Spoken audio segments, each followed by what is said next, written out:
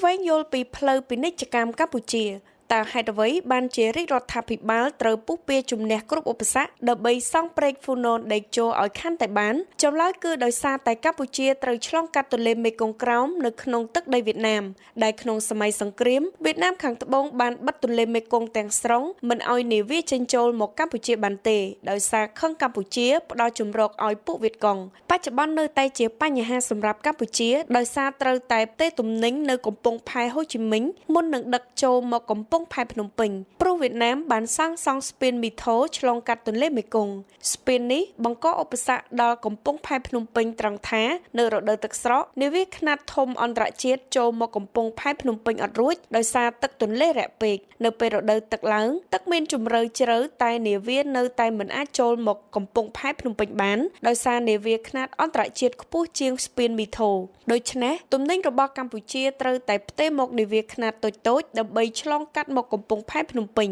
នេះជាបញ្ហាដែលត្រូវចំណាយថ្លៃដឹកជញ្ជូនផងថ្លៃស្តុកទុកផងថ្លៃលើកដាក់ផងនិងនីតិវិធីយូរផងធ្វើឲ្យផលិតផលរបស់កម្ពុជាមានតម្លៃខ្ពស់ពិបាកប្រកួតប្រជែងនៅទីផ្សារអន្តរជាតិសំណួរសួរថាចុះកម្ពុជាមិនដឹកទំនិញចេញពីកំពង់ផែព្រះសីហនុតែម្ដងទៅចម្លើយនោះគឺការដឹកផលិតផលចេញពីខេត្តនានានៅកំពង់ផែក្រុងព្រះសីហនុចម្ងាយជិត300គីឡូម៉ែត្រចំណាយថ្លៃដឹកជញ្ជូនតាមផ្លូវគោកខ្ពស់ផងខូចផ្លូវថ្នល់ដែលរដ្ឋាភិបាលត្រូវចំណាយថវិកាជួសជុលជាច្រើនក្នុងមួយឆ្នាំកំពង់ផែក្រុងព្រះសីហនុពុំអាចឲ្យនាវាខ្នាតអន្តរជាតិធំចូលបានទេដូច្នេះទំនិញមួយចំនួនដែលត្រូវដឹកទៅអឺរ៉ុបនិងអាមេរិកត្រូវតែផ្ទេរនៅកំពង់ផែហូជីមិញកំពង់ផែសង្ហបុរីនិងកំពង់ផែឥណ្ឌូនេស៊ីដដែលកម្ពុជាអាចដឹកបានទៅឥណ្ឌាចិននិងកូរ៉េដោយពុំបាច់ចាំផ្ទេរដោយសារតែបញ្ហានេះទើបអ្នកវិនិយោគទុនដែលមានផលិតផលរបស់គេត្រូវនាំទៅអាមេរិកនិងអឺរ៉ុបគេទៅសង់រោងចក្រនៅខេត្តស្វាយរៀង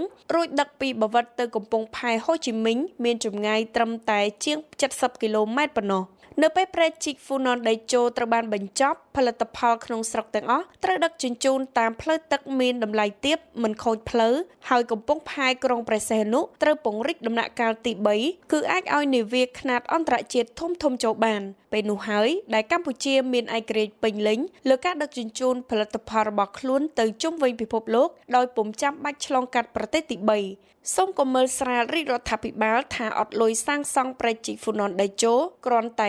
$1.2 លានប៉ុណ្ណោះរាជរដ្ឋាភិបាលមានថវិកាបំរុងអាចសាងសង់ព្រែកជីកបានដល់ទៅ20ក៏មិនខ្វះថវិកាដែរសូមបញ្ជាក់ថានាវាកម្ពុជាដែលដឹកជញ្ជូនតាមព្រែកជីកហ្វូណនដេជោទៅដល់សមុទ្រខ្មែរនៅខេត្តកំពតគឺឆ្ពោះទៅកំពង់ផែក្រុងព្រះសីហនុរួចចេញទៅសមុទ្រអន្តរជាតិតាមឈូងសមុទ្រសៀមឆ្លងកាត់ច្រកសង្ហបុរីអត់មានទៅឆ្លងកាត់ខេត្តហាទៀងរបស់វៀតណាមទេម្យ៉ាងវិញទៀតដែនទឹកនៅជុំវិញកោះត្រល់ប្រមាណជា30គីឡូម៉ែត្រគឺជាតំបន់ទឹករាក់កប៉ាល់ល្មមមិនអាចឆ្លងកាត់បានទេរួមទាំងកប៉ាល់របស់វៀតណាមកម្ពុជាត្រូវការធនធានមនុស្សពិតប្រាកដអត់ត្រូវការអ្នកពូកែងាកជេរខាងលិចងាកជេរខាងកើតទេ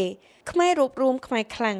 នេះបើតាមអត្ថបទដែលនេត្រាផុសដកស្រង់ចេញពី Facebook ឈ្មោះអិនសុផល